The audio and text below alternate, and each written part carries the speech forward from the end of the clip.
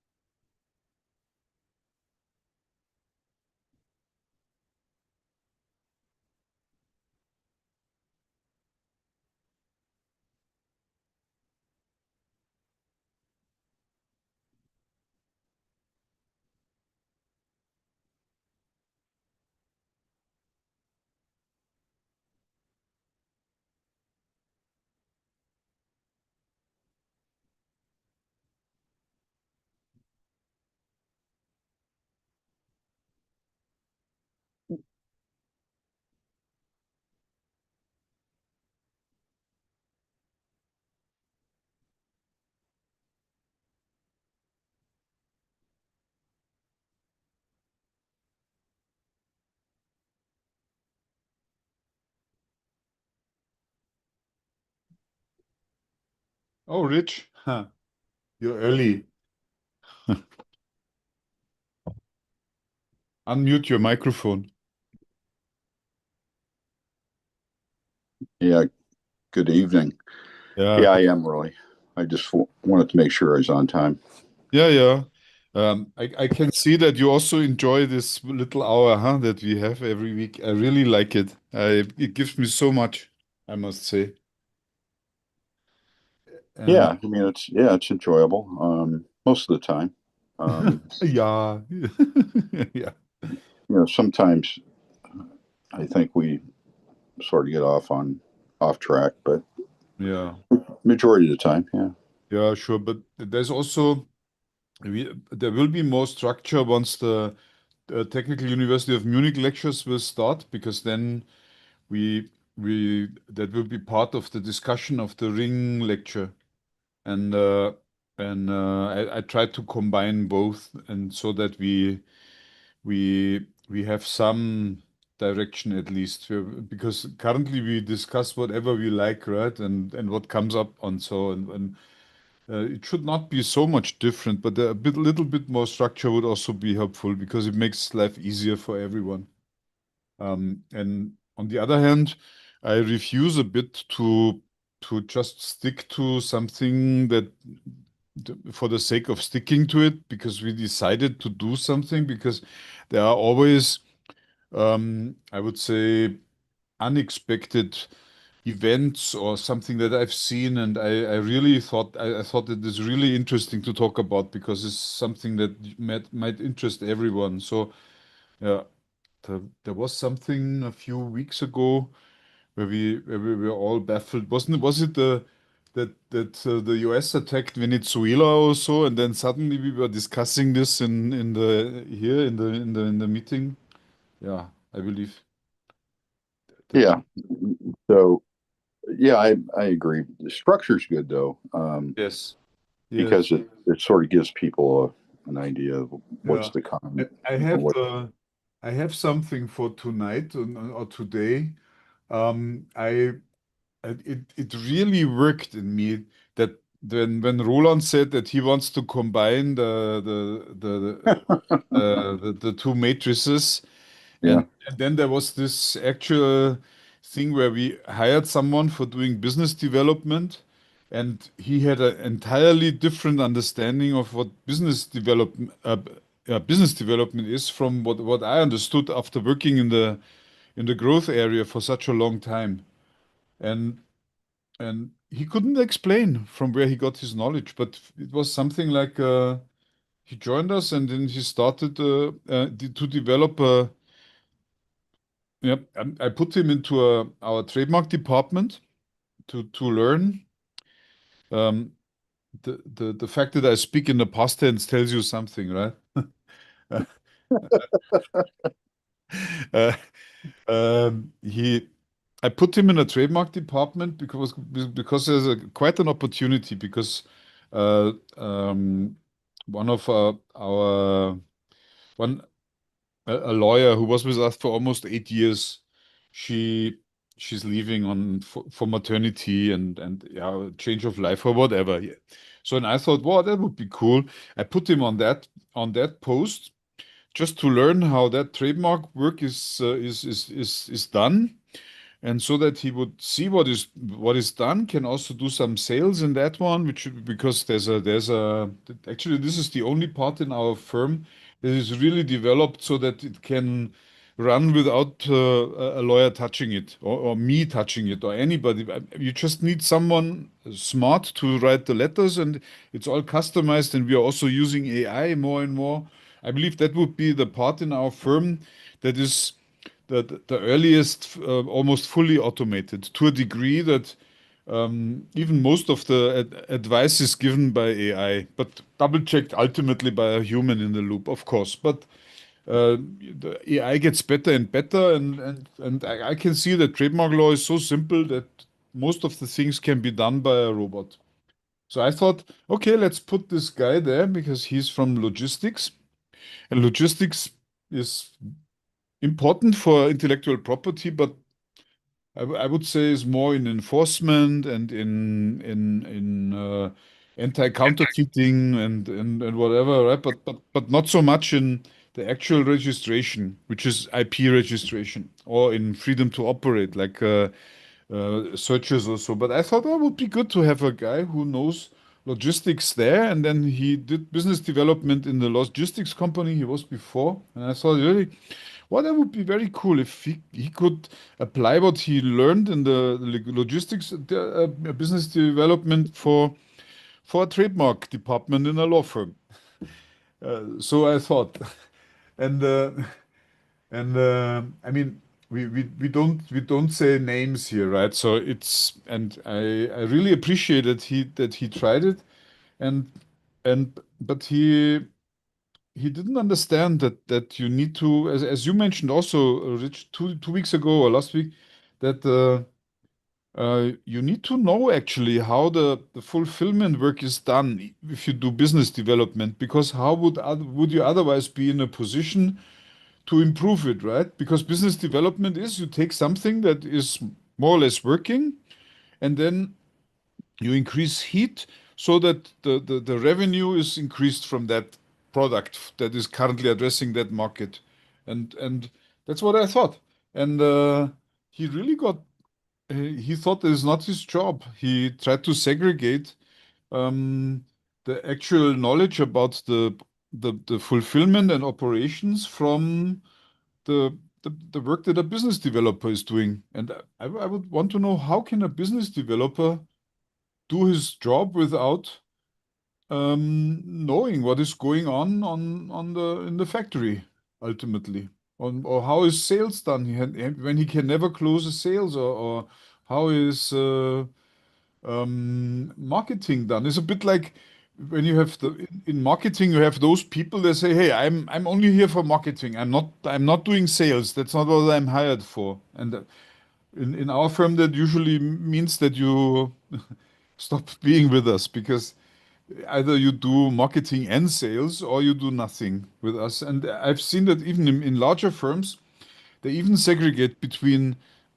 public relations, marketing, and sales, which is even worse, I would say, because how can a public relations guy do the public relations, which is a bit like the overall growth business development in advertising, without knowing what attracts people? Like, yeah, that, that's where I'm coming from. And I found out that I believe that if you are not clean with the terminology, then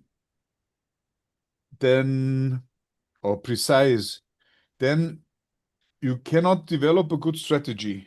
So if your terminology is not right in the area of growth, then your strategy is not good, and that imprecision leads to wasted capital. And so I believe you really should evaluate very highly the terminology that we develop, and that is one of the most important things that I take away from these hours that I spend with you, my friends. So yeah, so that's where I'm coming from, and so I my plan was originally that today we talk more about the differences in the terms, like what is R&D, what is innovation, what is product development, what is market development, what is business development, and what is growth, and how are they interlinked, and what matrix to choose in order to define where you are. Is really the Boston Consulting Group matrix with the four stages or whatever, or four classes of is this really the right thing? And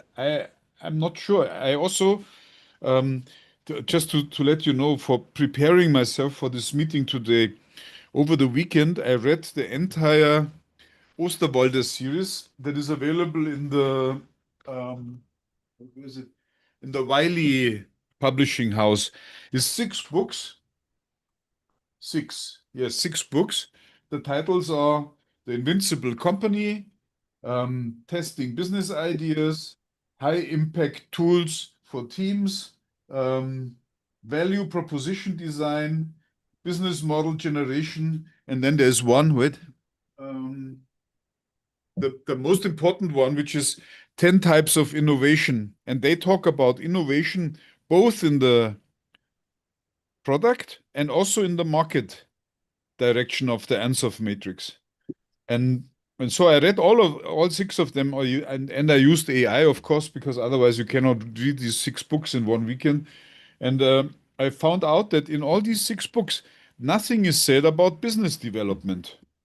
And I found that surprising. So one of my outcome today would be that we have someone here, at least, yeah, 2, Rich and Michael. You both hold an master in business administration. What would be a good book? How can you recognize a good book about business development? How does it look like? What does it have? What does it bring? And yeah, so this is where I'm coming from for today. I hope that you're all very much interested, and we can now open the ring. Hello?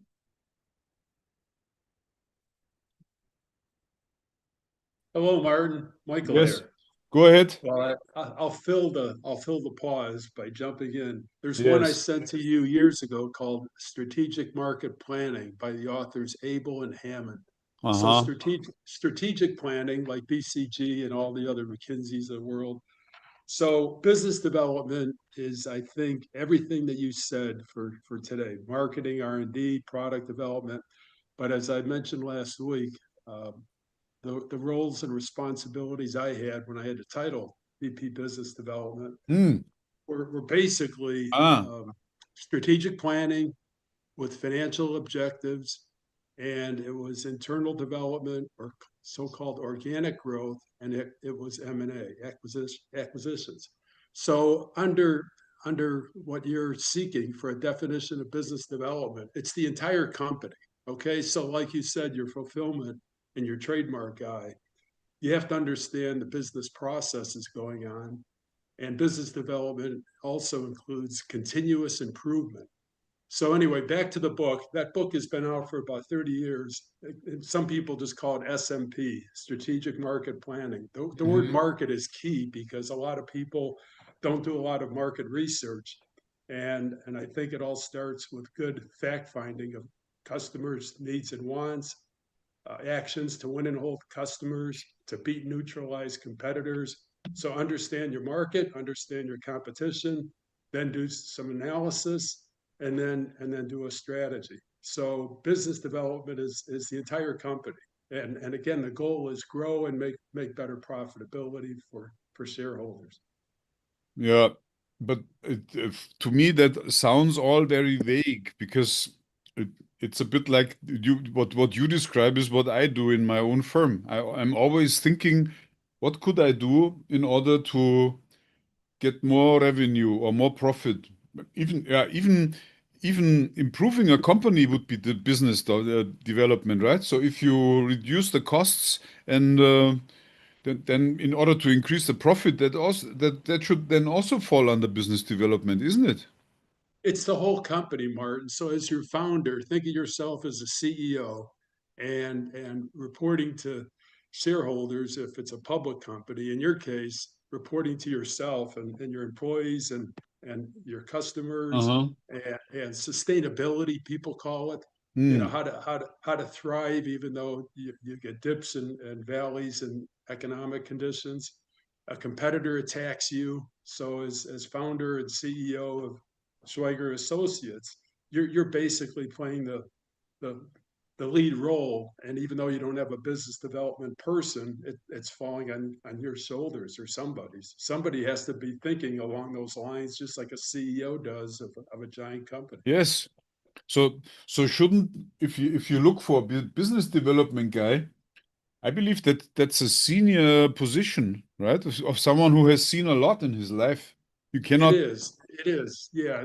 To be good at it, you have to basically have experience in all the functional areas, all of it, product development, continuous improvement, M&A, joint ventures. I mean, it's the entire business of the company, and the word development is tacked onto it because just like professional development, people grow in their careers. Well, business development, same sort of thing. Businesses go through, in many cases, decades, if not 100 years. And you follow the history of even your leading companies in Germany. They all start small and they end up the size of Bosch or Continental or Volkswagen, you know?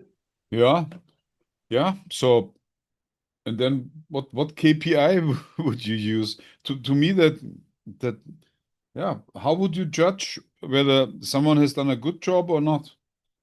Because as I mentioned a couple of weeks ago, Martin, at the company where I was VP Business Development, we had what was called 15 cubed, 15% increase in sales every year, 15% improvement in profitability, and 15% improvement in cash flow. It was all measured in financial terms, and the performance measures, the KPIs for the general managers of the divisions were expressed in financial terms. You're either making your numbers or the board of directors would find someone else to put in that job that can do a better performance and KPI on the numbers.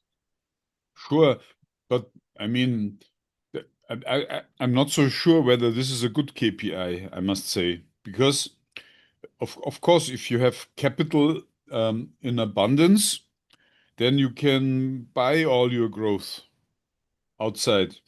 And of course, that worked very well for the past 25 years, where I believe it started all with either the Asian financial crisis 1997 or the dot-com bubble in 2001. This is when the central banks lowered the interest rates and flooded the market with cash in order to prevent the system, how to say, implosion, maybe.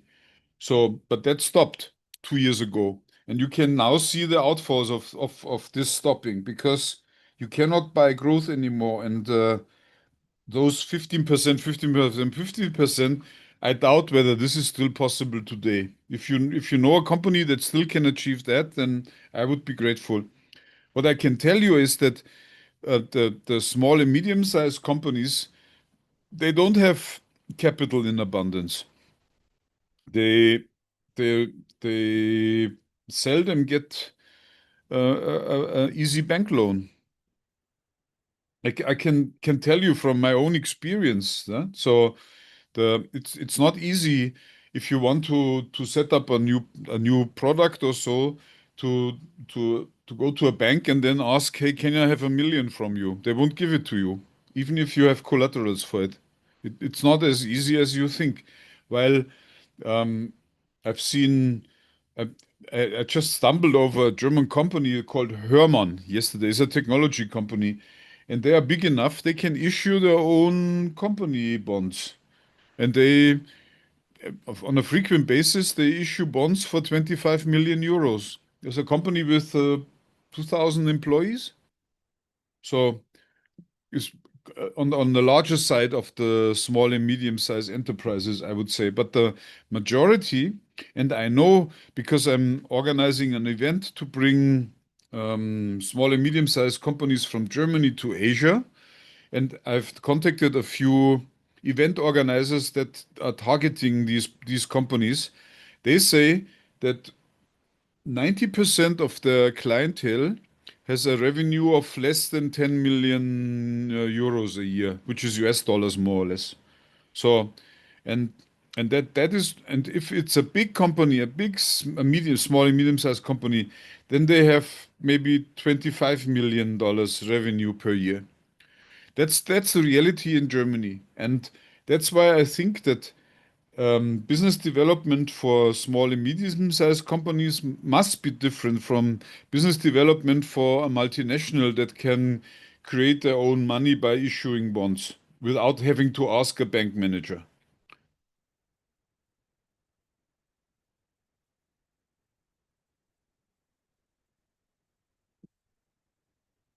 Yeah, okay. Coming back to your original question, what is business Yes. development? I think Michael gave us the perfect definition. Yes. Said at the end, business development is what makes you have more money on your bank account at the end of the day. Or we can even extend that, because business development is not just day-to-day business. It's also planning in the future of your company. That was also mentioned by Michael. So if you set up new sections, embark on new technologies, which helps you to be still in the market 10 years from now, that's also the business development. Yes. And since you started today's session with a reference to the matrices, I noticed in the previous sessions which we had that most of the practitioners here, especially Rich and Michael, and also you prefer the Ansoff matrix. I come from a little bit different background. I'm not consulting businesses to organize their day-to-day activities. I frequently consult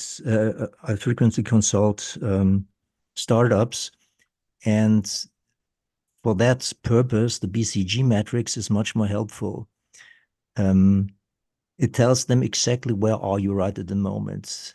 You can only hope they are rising stars and make the right steps to become cash cows. So for my day-to-day work, the BCG matrix is more important than the Ansoff matrix. The Ansoff matrix, I think, is important if you really analyze a company, if you have already running operations and you try to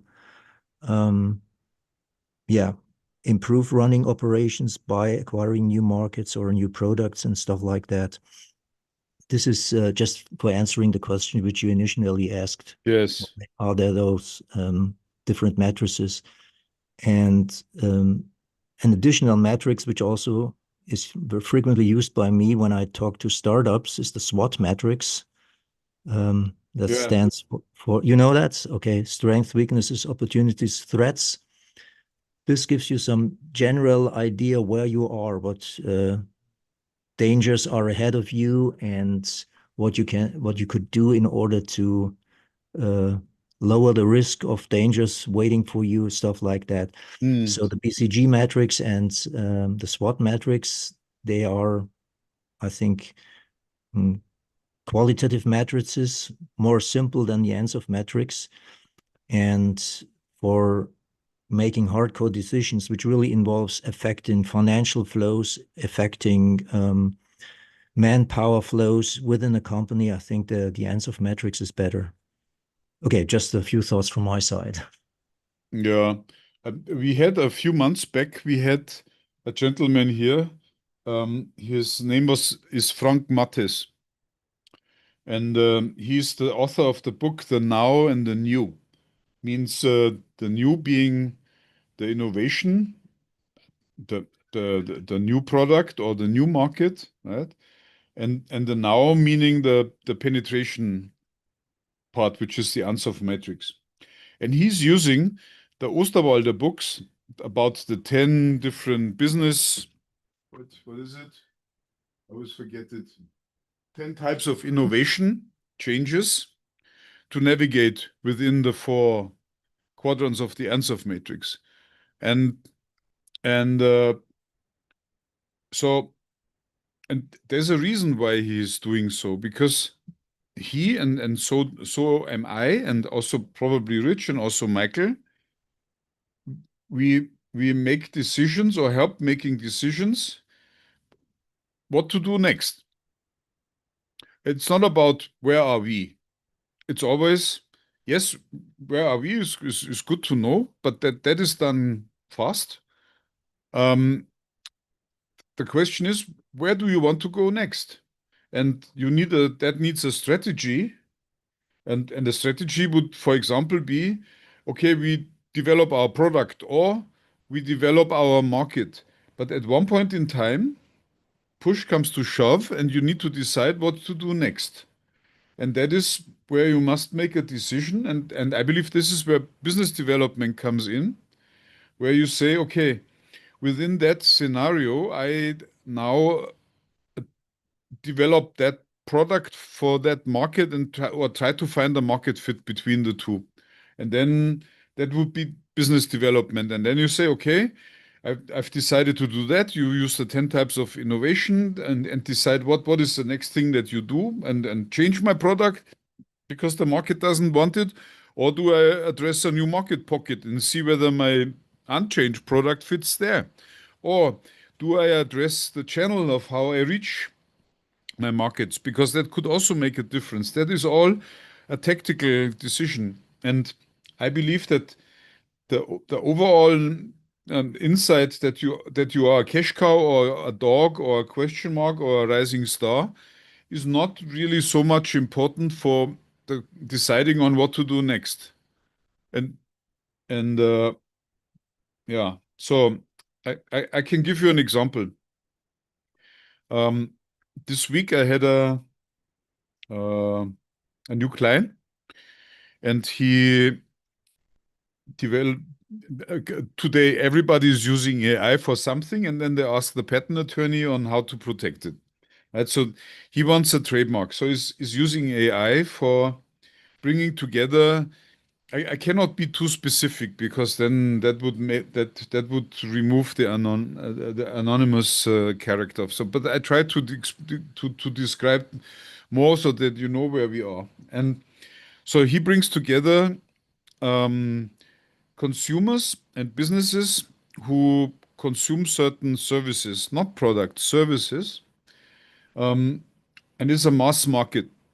And he brings them together.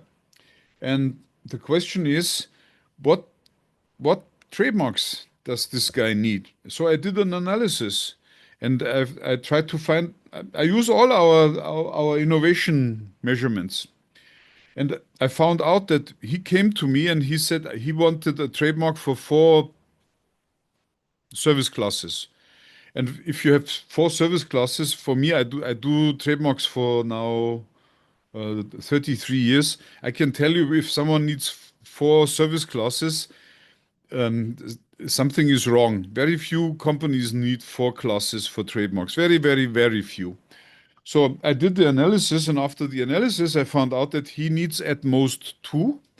And one is more if he gets paid by the ultimate clients, customers. And the other one is if he gets paid by the service providers. In the latter case, he would be more a marketing guy, matchmaker, a sales conversion guy. And in the earlier case, when he gets his paid by the customers, he would be more something like an agent, right? Who is looking for a certain service for a customer, and then the customer would pay him for getting the service. No, but he's looking now, after the talk with me, he has refined his business strategy, and he now lives with only one single service class, namely the one for providing marketing and sales and multiplying services to business customers. And that's what I find is a tangible result, an outcome of how to innovate, because he's doing a startup. He's using AI for locating services on the internet, and by talking with me and me transporting the information that I learned here as a patent attorney, apply it so that he can immediately derive not only a business strategy, but also clarity about what to do next. Very tactical. And that's why I think that the measurement tools that we develop here, and they are all based on a clear terminology, is why I think this is so important. And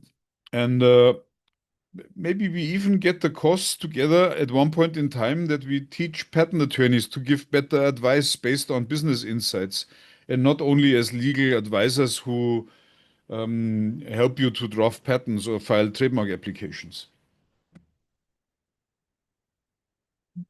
Okay, coming Oh, back so, to the. Oh, yes, please. So Martin, going back to the very root question, Yes. business, I think, in short, I think everything that Michael described is certainly encompasses it. The only additive that I would put into that is basically looking at ecosystems and understanding ecosystems. Yeah. And when I say ecosystems, I'm talking about, not natural sciences. I'm talking about, basically in a social science, marketing sense, right? And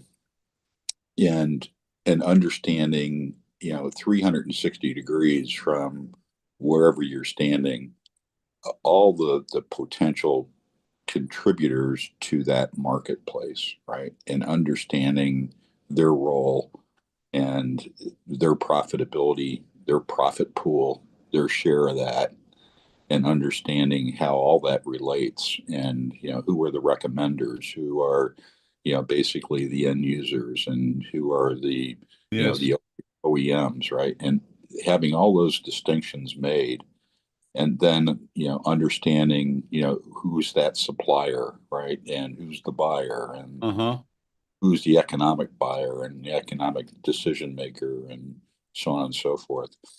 So I think all those things are again, as Michael said, very distinctly are encompassing in business development. But business development really, comes down to, in a function in a company, I think comes down to being, basically the person with, I'm going to call it a vision, right? And they may not have a vision when they first start out, but they need the tool set in their head and from experience to be able to create a vision after making some assessments. And one of the assessment tools that a business development person would use in that analysis would be what they refer to as a PESTLE analysis. And a PESTLE analysis, and that's PESTLE, has 6 dimensions to it. you know, there's a political, an economic, a social, technological, legal, and environmental aspect to it. And, you know, it's really a strat planning and a strategic planning tool, right? And allows you to, you know, basically take the temperature, if you would, of a particular market and be able to identify, you know, some of the market and industry dynamics that are happening within that marketplace. And it can be used, you know, basically for market entry, which in most cases business development people are looking at. That's really their role, is doing, you know, market entry work. And then, you know, as part of that is product development, right? And that's you know, another piece of it. And then that strategic planning angle that I mentioned. And then, as Michael said, you know, the M&A piece is definitely, you know, part of that. You Yes. know, what other aspects of the business do we need to acquire or potentially acquire if we don't want to build it, right? Yes. Because it takes too long, right? Yes. So, and lastly, you know, just going back to that, you know, pestle is, you know, it can be used in a, you know, from a timing standpoint. I mean, you can use that in Roland's case. You know, Roland, I would highly recommend that you investigate looking at a pestle analysis as opposed to a BCG as a diagnostic tool for your clients at the very beginning, because it's really good for, you know, clean sheet analysis, right? And then also for, you know, making capital investment decisions and what they refer to as, you know, a disruptive, you know, event, or a black swan event, as it's also called, right? Nobody sees coming, and then all of a sudden something happens. So those are just my comments. No, good. I mean, the first thing I thought about is when you start talking, the Wide Lens by Ron Ardner, because he's Yeah, talking right. about this ecosystem. And I put it right on my pile for book reviews now. I really want to read it. And the PESTOL, how to spell PESTOL analysis? PESTOL or what? PESTLE, pestle, Pest, pestle, Pest, pestle. Pestle is an Austrian name or a German name, Pestle. Okay, interesting. Roland, PES. yeah, you are a Schwabe. That might resonate with you. So interesting. Yeah, definitely. I will go. So I find that all these analysis tools are valuable, and we should know as many as possible, and have like a toolbox of tools that like a good craftsman would know his tools, right? You don't need so many, but the ones that you have, you must know, and then you can do things. And the same applies to us. And Yeah, it's sort of funny that in the U.S. It's typically taught as the pest analysis. okay. In Europe, it's the pestle analysis, and Uh-huh. meaning they just added, you know, the legal and environmental, you know, piece to it. I'm not sure which one was first, but it's a good tool. Okay.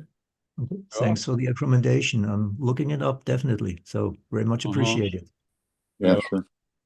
I mean, for me, the outcome was that I'm currently drafting or translating actually the second edition of the 4x4 innovation strategy, and all what we did over the past 2 months or so resulted in an extra annex that repositions my book, making it clear that I'm not talking about market development and not about business development, but only about product development and finding maybe the right a bit business development in the sense that you need to build the right product without getting killed by doing so. And you need to find a market for that. And I believe that's a small scale business development venture, right? Is when you, please, all what I say and do, keep in mind that I'm a patent attorney, a small patent attorney, and we are not an MNC. So I have people who have a problem, and Roland, by what he told me today, or what he told us today here, comes from the same corner. They have a startup, they have a business idea, and they want to make money with that one. And I believe it's a good start to do so. But you must be very careful to not get killed by doing so. And that's all what I say. And of course, now we are going after bigger companies, and of course, and then we see it's not only a product development, but it's also a market development, and then followed at one point in time by that. And again, I believe that the clarity in the terms, in the terminology, is very, very, very important when you want to talk with the different people from different corners of that company. And ultimately, yes. Martin, one thing I would recommend to you in the future, when you're hiring for a biz dev guy or gal, Yes. you ask them to define what that means before you even hire them. Yes. Right. Yeah. So it's clear. But you need to understand where they're coming from, because frankly, different companies put different definitions around business development. Mm-hmm. And, even though it may be different than what we're talking about here, to them, it's correct. Right. But that's not what you're looking for. Right. You have a very set, frame of mind of, what that business development person should be doing. And, you need to get somebody that's closer to you than further away. Right. Yes, sure. Yeah. And we will do, because it's the only way to survive, right? Otherwise, but on the other hand, I also discovered that, we are one of the very few law firms who have a marketing and sales department. So that marketing and sales is separate from the lawyers, very much separate. And I found out that our marketing and sales is growing more than the actual lawyer department. The lawyers who do the actual work. And but aren't those people responsible for bringing in clients? Who? Your salespeople? Yes, they are, and they do. Okay. And that's the prerequisite for scaling a law firm, I would say. Only when the sales is disconnected from the actual lawyers can you grow. Because a lawyer always must balance his work time that he spends on solving cases from the work time spent for sales, marketing and sales. And you only have so many hours a day. And then there are some lawyers who go into sales right away. Very often that's then the founder of a company, of a law firm, like myself, right? But still, you need to know what is possible and what not. And those lawyers that are not great in sales, very often they're also not very good in delivering creative solutions to legal problems. Like today, I had a case where two parties are quarreling about the purchase of a company. There's a widow of one of the deceased shareholders, and there's a 50% shareholding. So they are in a deadlock, and the widow and the active shareholder, they are quarreling about how to handle the sale of the shares. And when one of our lawyers is handling that case, and I came in and I looked at the stuff and I said, hey, why do you never suggest this to them? And maybe then they agree. It's mostly the widow of this deceased partner. And then he said, "Oh, I have never thought about that." I said, "Yes, I see so, but I can predict already that she will say, yes, I want that because it doesn't cost her money. She would still not have any risk, and it's very fast, so that she would get her money faster than so." But they're quarreling already for more than 2 years, and the guy who is handling the case has zero creativity. He's a textbook lawyer, and so. And he's always dependent on others who bring in business. And if that doesn't work, then it doesn't work. So and you have very few lawyers who have that ability to sell stuff and create and be creative in solutions, who have that, yeah, if you want to say business development ability. So my task is, for the years that I have left on the meter, to turn our firm into something that has a sales department and a marketing department and all the departments that a properly set up company needs. And that's why I'm also enjoying what we are doing here, because I can apply everything right away in my own firm, my own company. In exchange, I bring also the examples, but still, I mean, that's a clear benefit that I have, and I believe anyone who listens here would have a same or similar insight for his own company. And yeah, so that's where I'm coming from with this. And that's why I also believe that patent attorneys should get some training in business. In business. And I don't know whether there's an MBA or something, or that doesn't have, but or is a simple street MBA. I believe someone has asked me recently, because I always say I have a street MBA from Chicago. And the street MBA from Chicago is, I have taken um, an M&A, which is a program done by a marketing and sales expert named Perry Marshall. He's quite famous, and he is from Chicago, and he organizes small groups of businessmen of the same size, as I said, from 1 million to 10 million revenue per year, and you meet twice a year in Chicago for a long weekend, and you have bi-weekly meetings online, and that's where you get all the knowledge. And he would introduce you into his favorite 20 tools of measuring or whatever you can do in order to improve your company.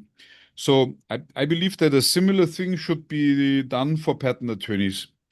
And I believe that's more than useful for improving our profession.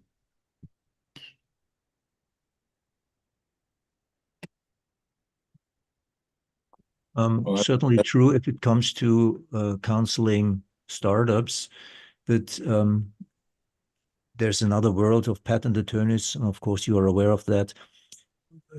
Very often you get just your orders from patent departments of big clients, and in that case you don't counsel, you do the patent attorney stuff. Even if you talked to the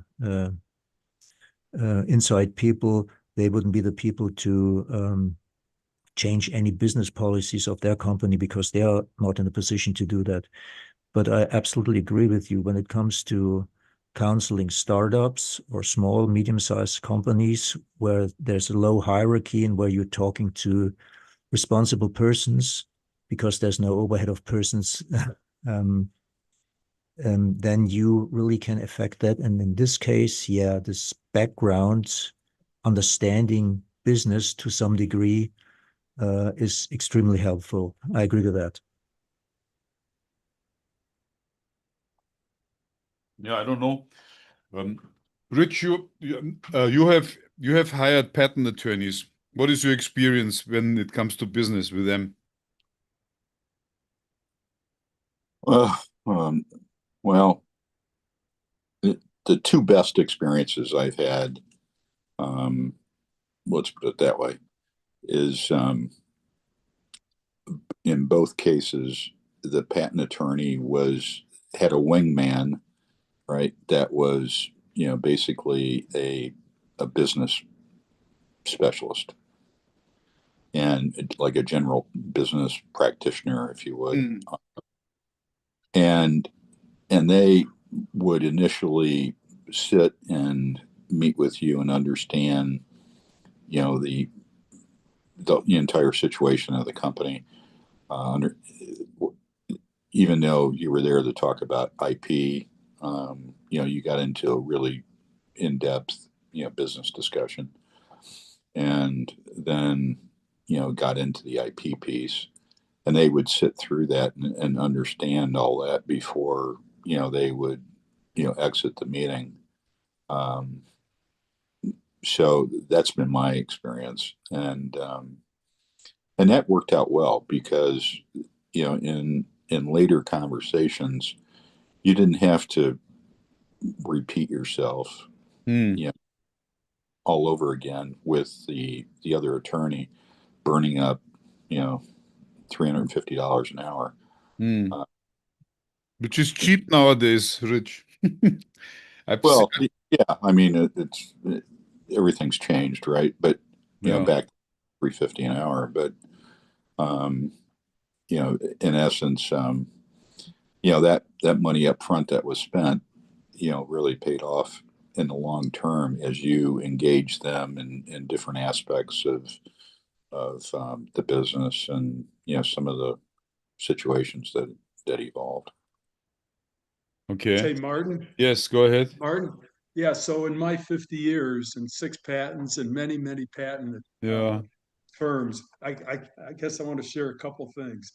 The ones, as I reflect back on the 8 or 10 that have worked for me individually or for companies, the ones that work for companies have a almost joined at the hip um, activity. They don't have to do any sales calls. In other words, Kohler Company uses a firm in Milwaukee called Quarles and Brady, and I think they've used them for 60 years. Yes. And Quarles and Brady does everything, all of the IP of Kohler, hundreds of patents per year. I mean, it's an enormous firm for an enormous company. And I think, as I mentioned to you, Martin, the best sales call is the one that doesn't have to be made. So these patent firms that I've worked with, including sole practitioners who covered an infringement for me that went on for several years, uh, it's all by referral or it's attorney of record. So if you look at the patents of Kohler Company, you'll see Quarles and Brady as the attorney of record, as the prosecuting firm that does the first filing. So you know how it goes. You know, the other interesting thing about the legal profession, Martin, you have to think of the type of attorney. Personal injury attorneys advertise on TV. If you're in a trucking accident, call Larson and Larson, right? Family attorneys show up at parties to try and get people to divorce each other.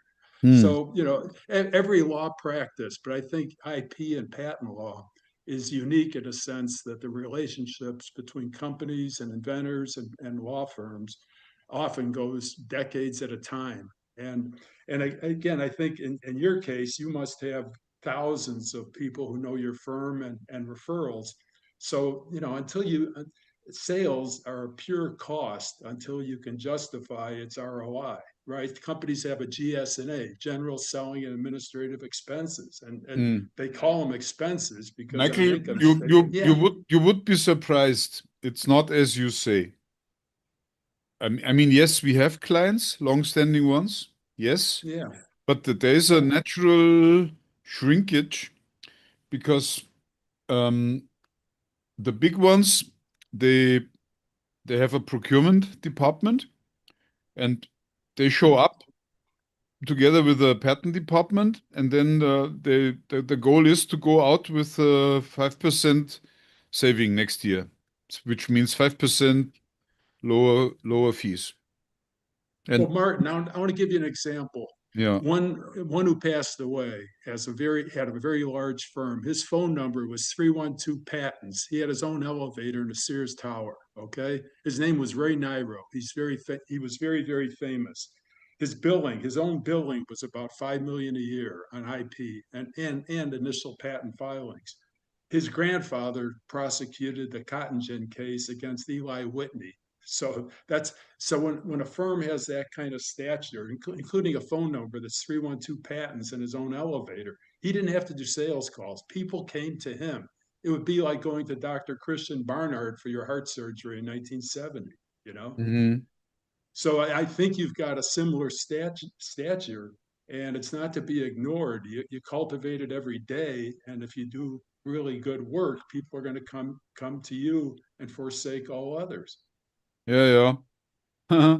That J. Sounds Abraham, easy. It that, sounds easy, but Ray Niro, his 3 generations of family patent attorneys is you could write a history book. He was world yeah, famous. the strategy that you mean is I don't know whether you know this guy, but his name is J. Abraham. He's a sales genius, and this is called the strategy of preeminence. And yes, you can go for that. That's a It means be the biggest frog in the pond, huh? Whatever size the pond is, just be the biggest frog in that. And It then, was like Johnny Cochran in the O.J. Simpson trial, the Dream Team. Effie uh-huh. Bailey and Johnny Cochran got O.J. off when no one else probably would have. Mm-hmm. Okay. Yeah, good. Thanks for the tip. I can tell you.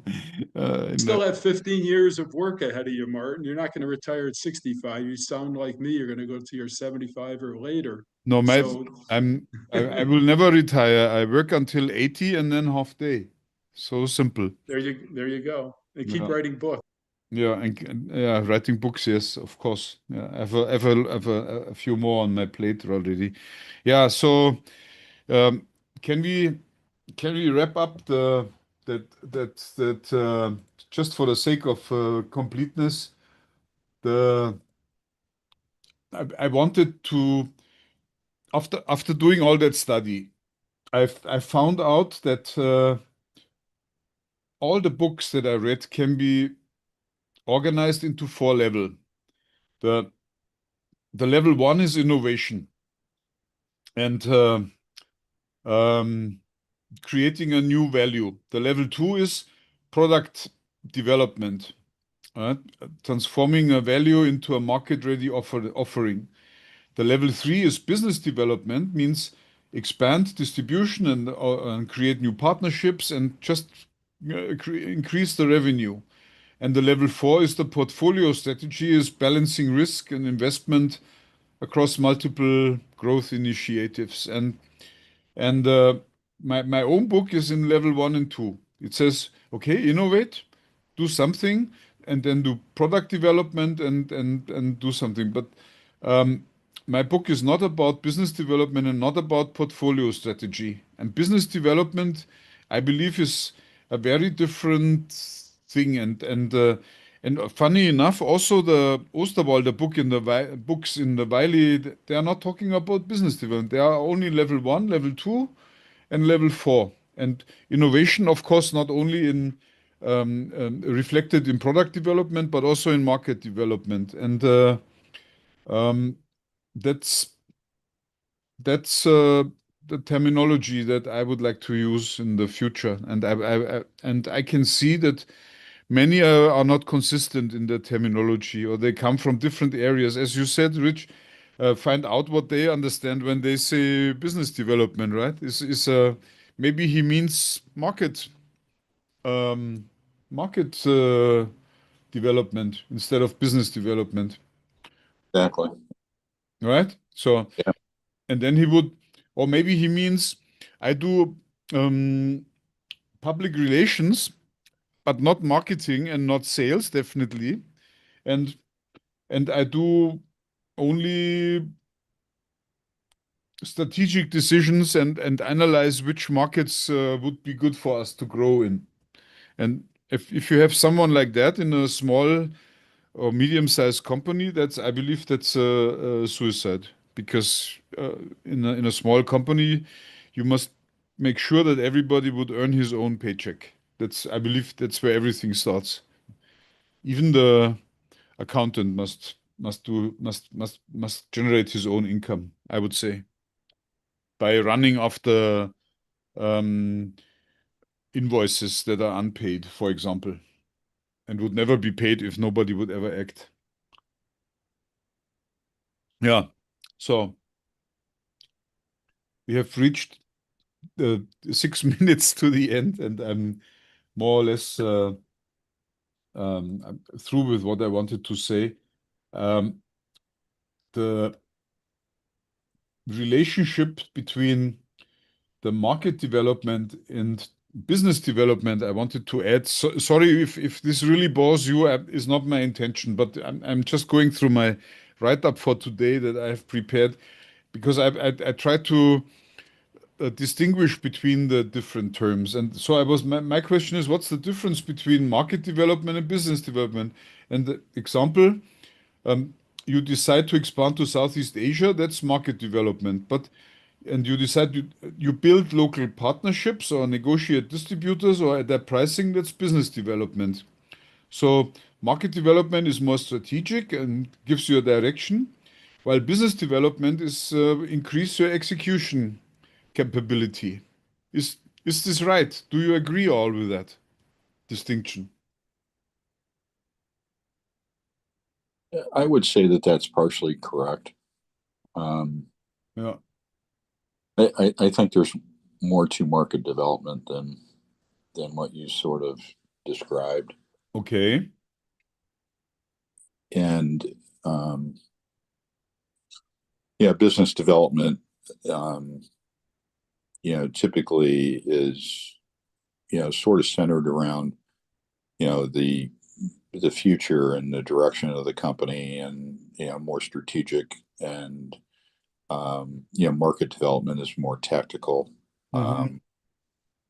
And I think it's better to think of it like that.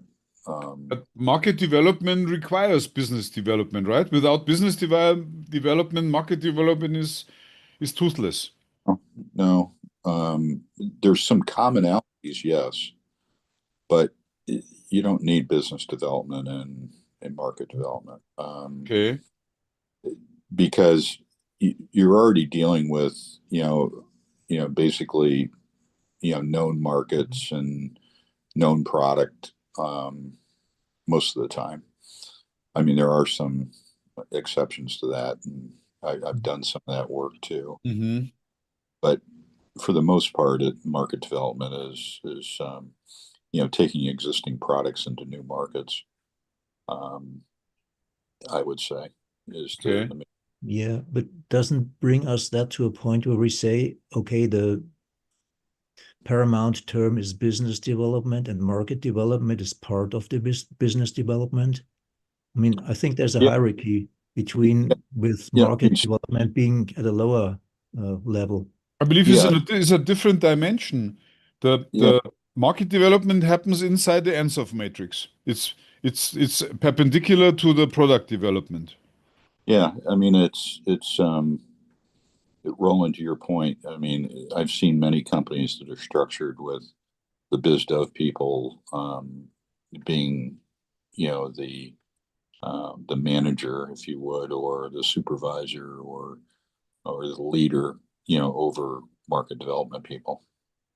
Hey, Martin, I'd like to use an example. Procter and Gamble, market development would be to say, okay, we're kind of in the household cleaning products business, going back to Ivory soap. Let's look at the market development for other cleaning products. So that's like the Ansoff matrix. Yes. But it almost starts with the mission statement that, let's say, P&G had, that said, okay, we're gonna be in cleaning products. But business development would be their next step to get into Crest toothpaste. Okay, something totally different, but they're very good with branding and very good with distribution and retail sales. So let's get into Crest toothpaste. Let's get into peanut butter. That's business development. That's diversification in spades. And it's not just like adding Ivory soap flakes to a bottle of liquid cleaner to clean your dishes. Yeah, but So you are saying exactly the contrary of what I'm trying to promote after having read those books. Because use is exactly the contrary. And that just emphasizes what Rich has said, that there is no clear terminology in this field, and everybody I understands. think it's fuzzy, Martin. It's fuzzy, but my example of P&G, the big step in getting into Crest toothpaste had nothing to do with the product technology of making Ivory soap Michael, flakes. I'm not saying that you are wrong, okay? All what I say is that when I analyze what you have just said, this is exactly the contrary of what I before tried to define, as it was an attempt, I must say, to define it, because I'm not an expert yet. And but what I understood is that market development happens in the same dimension as product development, just in a different axis, perpendicular to it, and in the Ansoff matrix. While business development is in another dimension, which is perpendicular to the plane that is provided by the two product and product development and market development. So it's about how to increase the effect of those strategy on the actual income. So it's something that is in an entirely different dimension. It's not about it's something different. It's like when market development and product development is apples and pears, then business development would be something entirely different. Let's say a drink or so something very a different method or not entirely different.